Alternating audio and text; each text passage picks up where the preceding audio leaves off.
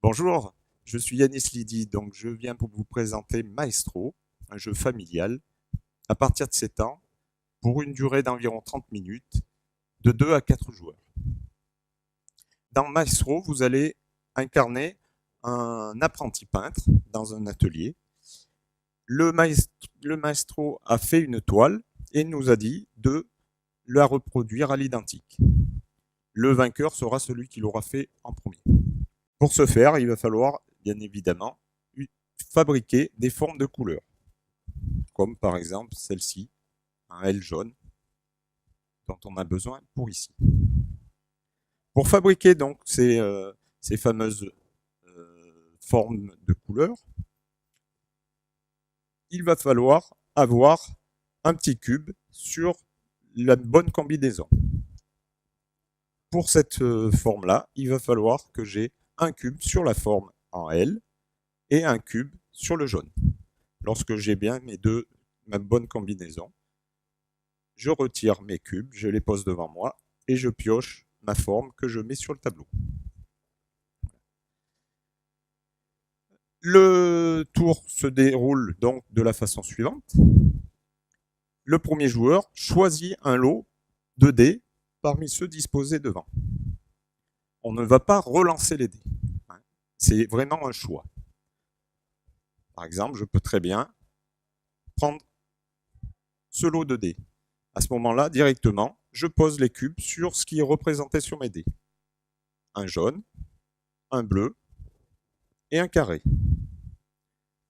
Les autres joueurs font de même. Ensuite, une fois que tout le monde a posé ses carrés, ces petits cubes sur les formes ou sur les couleurs, à ce moment-là, on passe à la phase de peinture.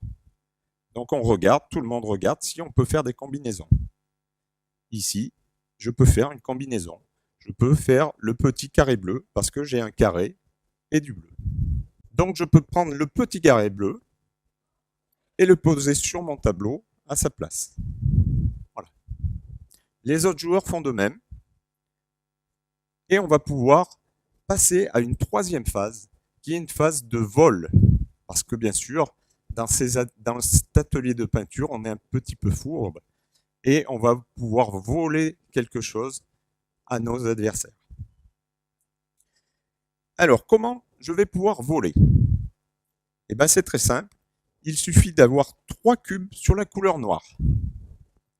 Pour avoir des cubes sur la couleur noire, je vais toujours lorsque je tire, je choisis mon lot de dés, je peux décider de ne pas utiliser un des dés ou plusieurs dés.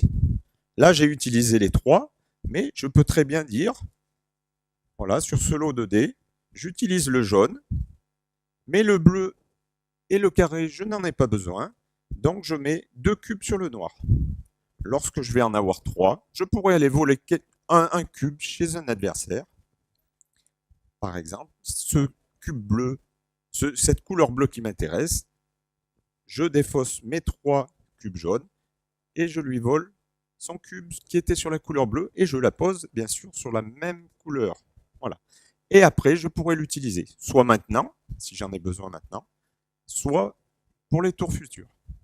Comme nous sommes des vrais peintres, nous n'avons pas de couleur violet, orange ou vert. Il va falloir les fabriquer. Sur les dés, tous les dés sont identiques et sur les dés, nous n'avons que les couleurs primaires, c'est-à-dire le bleu, le jaune et le rouge. Donc pour fabriquer du vert, par exemple, il va falloir que j'ai une dose de jaune, une dose de bleu, et je fais mon mélange et ça va me donner une dose de vert. Pareil pour le violet, du bleu et du rouge va donner du violet, ainsi que le orange, du jaune et du rouge va donner de... Donc avec ce vol, ça rajoute beaucoup d'interactions dans le jeu, et on peut aussi essayer de contrôler donc justement ses adversaires, surtout vers la fin de la partie. Il y a aussi une petite stratégie importante qui est sur le choix des dés. Le choix des dés est très important. On peut aussi, ça se fait surtout sur la fin, on peut aussi choisir des dés qui ne nous intéressent pas, mais qui va empêcher nos concurrents d'avancer. À ce moment-là, ça ne m'intéresse pas.